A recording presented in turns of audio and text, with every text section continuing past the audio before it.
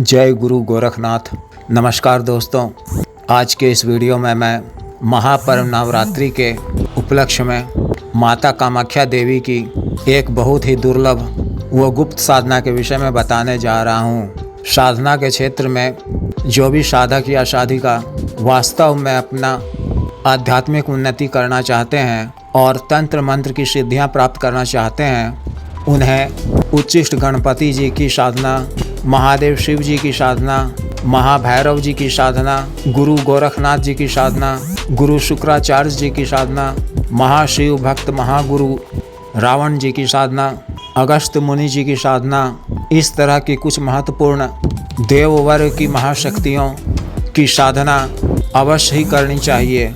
इन सभी साधनाओं को यहाँ बताए जाने वाली विधि व मंत्रों से सफलतापूर्वक संपन्न किए जाने से अत्यधिक आध्यात्मिक उन्नति होती है, अद्भुत दिव्यता की प्राप्ति होती है। और साधना क्षेत्र में चाहे आप सात्विक साधनाएं करें या तामसिक साधनाएं किसी भी प्रकार की या तंत्र मंत्र की कोई भी क्रिया, उसमें आसानी से सफलता प्राप्त होती है और कार्य सिद्ध होता है। क्योंकि साधना और तंत्र मंत्र की क्रिया को करने के लिए औरा का मजबूत होना यानी रूहानियत का होना अति आवश्यक है।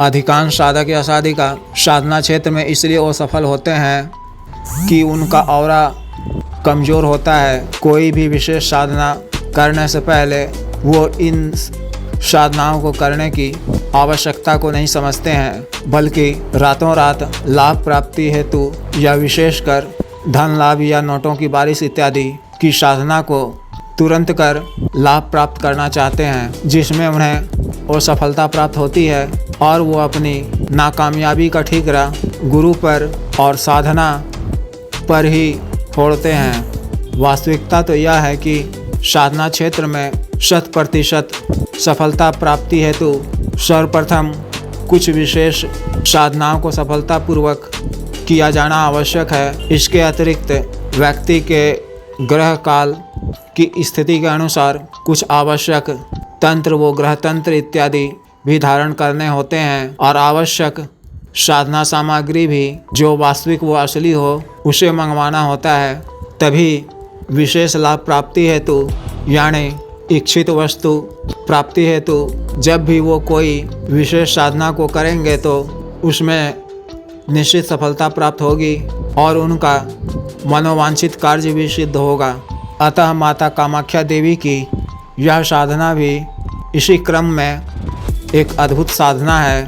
इस साधना को सफलतापूर्वक करने से कई तरह के लाभ प्राप्त होते हैं, जैसे कि आपकी आध्यात्मिक उन्नति होगी, औरा मजबूत होगा।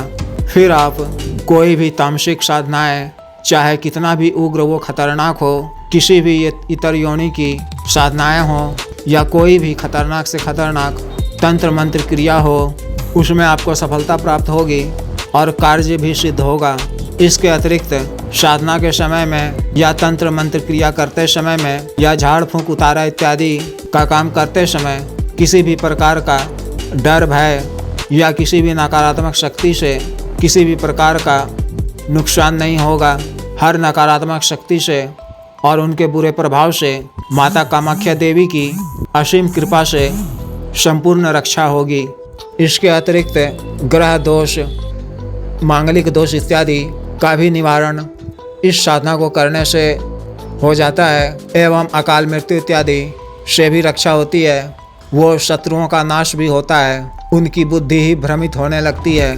अतः साधना के क्षेत्र में माता कामाख्या देवी की साधना का एक महत्वपूर्ण स्थान है।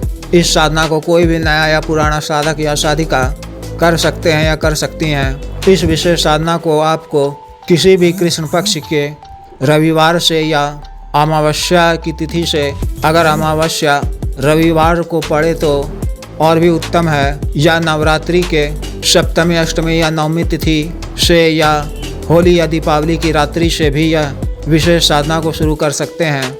यह 7 दिनों की साधना है जिसे आपको आपके घर के किसी एकांत व खाली कमरे में करना है। प्रातःकाल में ही उस कमरे को अच्छी तरह से सफाई कर अच्छी तरह से धो पोंछ लें। फिर रात्रि समय 10 बजे से यह साधना शुरू करनी है। स्नान इत्यादि से निवृत्त होकर साफ वो शख्स धुले हुए लाल वस्त्र को धारण कर पश्चिम की दिशा में लकड़ी की एक चौकी पर लाल रंग का नया वस्त्र बिछाना है। अगर माता कामाख्या देवी की चित्र आपके पास उपलब्ध हो तो उसे वहां स्थापित करें। फिर तांबे के एक लोटे में स्वच्छ जल या गंगा जल को भर उसमें गुलाब व केवड़े का थोड़ा सा इत्र डालकर उसके ऊपर एक साबुत जटा वाला नारियल को रखें। फिर मूल मंत्र को 3 बार पढ़ते हुए नए लाल मौली धागा से 3 बार उस पर लपेटकर 3 गांठ बांध दें। फिर नए लाल रोली से उस नारियल और कलश का 3 बार अभिषेक करें और माता कामाख्या देवी का भी अभिषेक करें। फिर गुलाब का 5 सुगंधित अगरबत्ती को जलाकर माता और स्थापित कलश की पूजा करें।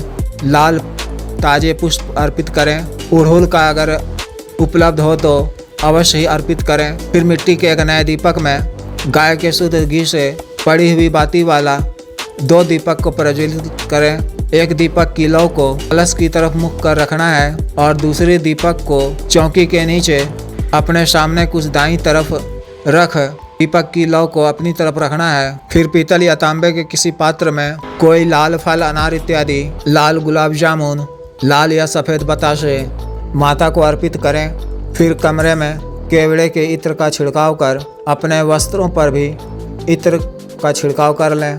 फिर लाल आसन बिछाकर रक्षा मंत्र के द्वारा अपना शरीर बंधन कर लाल गौमुखी में संस्कारित रुद्राक्ष की माला को रख गुरु मंत्र की एक माला का जप कर, महादेव शिव जी की मंत्र की एक माला का जप कर, उच्चिष्ट गणपति जी के मंत्र की 7 बार जप कर गुरु महादेव शिव जी, भगवान श्री गणेश जी और माता कामाख्या देवी से आज्ञा लेकर माँ वसुंधरा और अग्निदेव को प्रणाम कर मूल मंत्र का जप 11 माला का करना है 7 दिनों तक। मंत्र जप आंख बंद करना है, जुबानी याद कर धीमी आवाज में।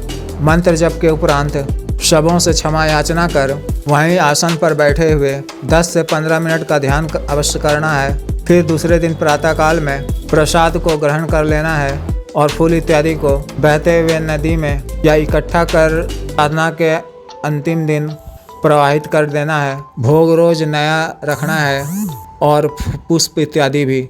अगर साधिका या साधना कर रही हों तो उन्हें अगर मधुमालती का पुष्प उपलब्ध हो तो उन्हें अवश्य चढ़ाना है और उस पुष्प को कुछ मात्रा में सुरक्षित अपने पास रखना है। इस तरह से माता कामाख्या देवी की इस विशेष साधना को संपन्न करनी है। जिनका और पहले से कुछ मजबूत हो तो उन्हें माता कामाख्या देवी की साधना से साधना के अंतिम दिन में प्रत्यक्ष दर्शन होने की भी संभावना रहती है, या नहीं तो ध्यान के क्रम में आज्ञा चक्र में माता के दर्शन होते हैं या स्वप्न में भी माता के दर्शन हो सकते हैं। और माता के पूछे जाने पर कि बोलो तुम्हें क्या चाहिए, क्यों हमें याद किया, तो आपको उनसे कुछ मांगना नहीं है, बस इतना कहना है कि हमेशा आप अपना आशीर्वाद मुझ पर बनाए रखिए, मैं बस इतना ही चाहता हूँ या चाहती हूँ। माता कामाख्या देवी प्रसन्न होकर आशीर्वाद देगी और उनकी असीम कृपा से आपके सभी कार्य सिद्ध होंगे। वो सभी विघ्न बाधाएं स्वतः ही दूर होने लगेंगी। साधना काल में पूर्ण ब्रह्मचर्य का पालन करना है, सात्विक व सामान्य भोजन ही ग्रहण करना है, साफ व स्वच्छ रहना है, असत्य वचन इत्यादि नहीं बोलना है, किसी पर क्रोध नहीं करना है और मानसिक रूप से माता का ही ध्यान करते रहना है, यानी मन में माता का ही स्मरण करते रहना है। साधिका को यह साधना उनके मासिक धर्म के पश्चात शुरू करनी है। अतः जिस भी साधक या साधिका को यह विशेष साधना करनी हो वो इस साधना का जागृत मंत्र, गुरु दीक्षा, साधना की दीक्षा, आवश्यक साधना सामग्री इत्यादि मंगवाने के लिए दिए गए व्हाट्सएप नंबर पर या 8789548625 पर बिजनेस व्हाट्सएप से मैसेज कर या टेलीग्राम पर मैसेज कर संपर्क कर सकते हैं। आदेश।